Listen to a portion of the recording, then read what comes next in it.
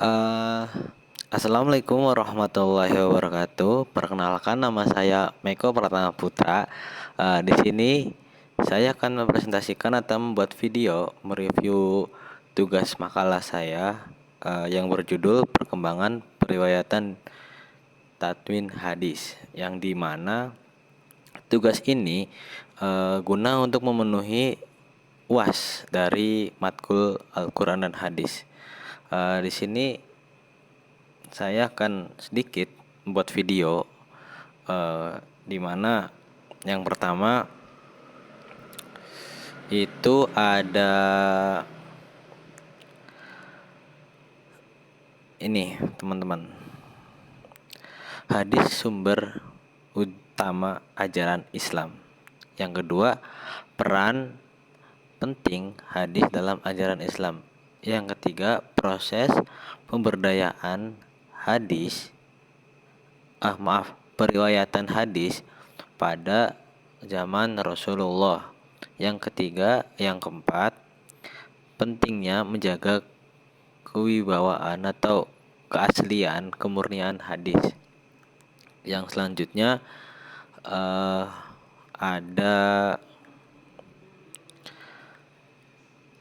proses awal periwayatan hadis, yang dimana pada masa Rasulullah periwayatan hadis dilakukan secara lisan, di mana para sahabat menjadi saksi langsung atas ucapan dan tindakan Nabi.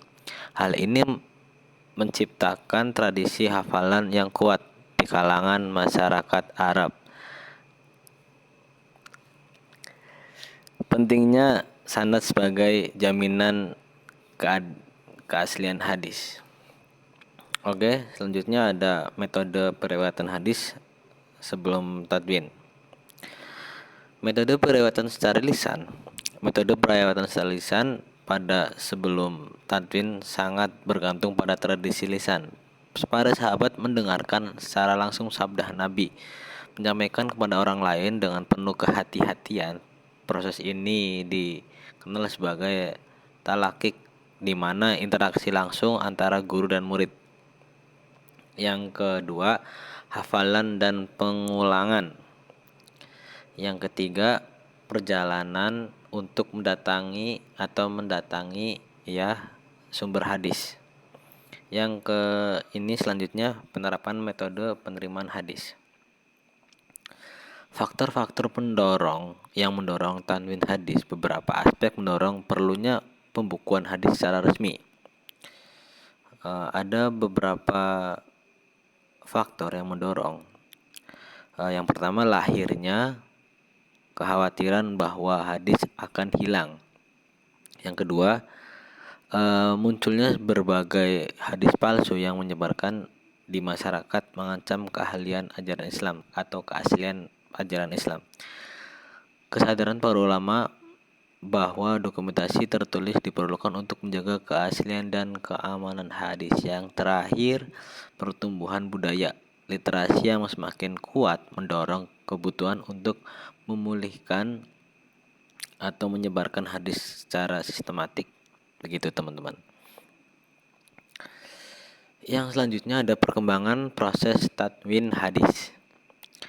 Menggambarkan perjalanan penting dari pembukuan hadis sejak awal hingga era modern, yang dimana ada abad kedua Hijriah dan masa tabi'in dan tabi'in, atau selanjutnya ada abad ketiga Hijriah, atau yang terakhir ini ada era modern, yang dimana era modern ini tradisi tadwin merupakan digitalisasi, memudahkan akses dan penyebaran hadis melalui aplikasi, situs web, menjaga kemurnian ajaran Nabi. Jadi kalau misal kita tarik ke sini ya, teman-teman, jadi era modern itu sebenarnya memudahkan bagi kita sendiri untuk mencari informasi, mencari tahu dan mencari kebenaran itu tersendiri. Yang selanjutnya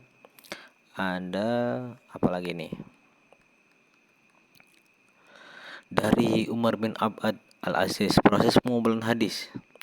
dan Imam Malik atau karyanya karya Al-Mutawa yang sistematis. Oke, dari beberapa simpulan atau beberapa penutup, ini saya akan menyimpulkan beberapa kata dari paparan yang telah disampaikan. Dapat disimpulkan bahwa perkembangan periwayatan dan tadwin hadis merupakan cerminan nyata dari sesungguhnya umat Islam dalam menjaga atau melestarikan ajaran Rasulullah. Tradisi hafalan yang kuat serta kejujuran dalam meriwayatkan hadis memainkan peran penting dalam memastikan keaslian dan kemurnian sumber ajaran Islam, menjadi tonggak sejarah yang menentukan kesadaran dan komitmen spiritual umat Islam terhadap wahyu, menunjukkan bahwa mereka tidak hanya menghargai nilai-nilai keilmuan tetapi juga meneguhkan keyakinan pentingnya merawat warisan spiritual ini dengan penuh tanggung jawab. Oke teman-teman, begitulah video yang kurang lebihnya. Apabila ada kekurangan, kesalahan, mohon di komen. Cukup sekian dari saya. Wassalamualaikum warahmatullahi wabarakatuh. Oke.